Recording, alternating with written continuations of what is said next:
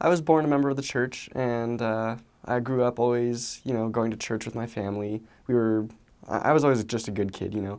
But I didn't really have my own testimony until I was in high school. Um, my freshman year of high school was really hard for me because, well, for one thing, all my friends from middle school had gone to a different high school, and so I felt really alone that first year. And so that already made things difficult. But after that, a few months into my freshman year of high school, my parents announced to my family that they were going to get a divorce. And so that was a really hard thing for me. I'm the youngest of six kids, and so I was the last one at home at this point, and it was really hard. It was kind of around that time. So I was attending early morning seminary at that time, and I started noticing that that was one of the things that kept me going. Is because of early morning seminary and the things that I was learning, like starting to read the scriptures on my own. That's really where I started to get my own testimony. I remember this one day. It was a really hard day. I don't remember exactly what happened, but I remember going home and just going to my room, lying on my bed and staring at the ceiling, and I felt this overwhelming impression that somewhere I was loved unconditionally. I just had a sense that God was out there and that He loved me deeply. And that's one of the earliest experiences I have with, feeling that God was there, getting my own testimony. So, after my parents announced that they were getting a divorce, a few months later, one of my brothers, he got us together for another family meeting, and he told us that he intended to leave the church. And he had served a full-time mission. He had married in the temple. He had he had a daughter at that point, and so that was another really hard thing for me and my family. Me especially, because it just threw a lot of questions at me that I probably wasn't really prepared for at the time.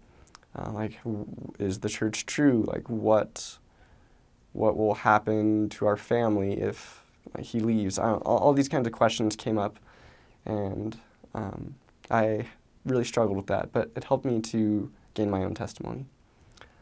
And then,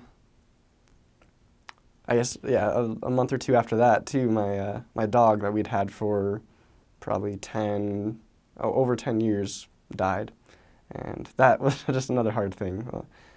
My freshman year of high school was rough, but because of it, I gained a testimony that God lives and that He really does care. So, yeah, high school was good, helped me develop a testimony, but one of the most impactful moments of my life was when, so I went to college. I went to BYU for a year before my mission after high school, and it was finals week of the winter semester my freshman year, so that April. I had been working on submitting my papers, and so I submitted my papers right before General Conference in April. I got a call on April 10th, and I got called to the Japan-Tokyo mission, and I was really stoked about that. But then it was 12 days later, on April 22nd, 2013, I got a call from one of my brothers, and he's kind of a jokester, so like when he called, I saw it was from him. I expected him just to be shooting the breeze or something, but I could tell instantly, like when I answered the phone, there was something not right. He told me that one of our other brothers had died in a car accident that day, and so that was another really hard time of my life. It raised some of the same questions that had been brought up earlier, like when my parents divorced or when my brother left the church. Like, why are these sorts of things happening? What is the meaning behind it? Like, I don't know. Is God even there? Does He care? And that was a really hard time in my life. That was probably the most impactful moment. I remember reading the scriptures that night, and there was a scripture in Alma somewhere that said, I don't remember exactly what it is off the top of my head, but it said that because of the atonement of Jesus Christ, death has no sting, and the grave has no victory. And I just felt a rush of, peace, and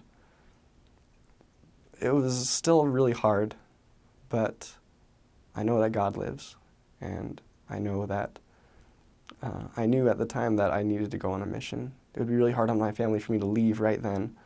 Like 12 days after I got my call, my brother died, and I knew it would be a hard thing to, leave my family, but I decided to go through with it anyway.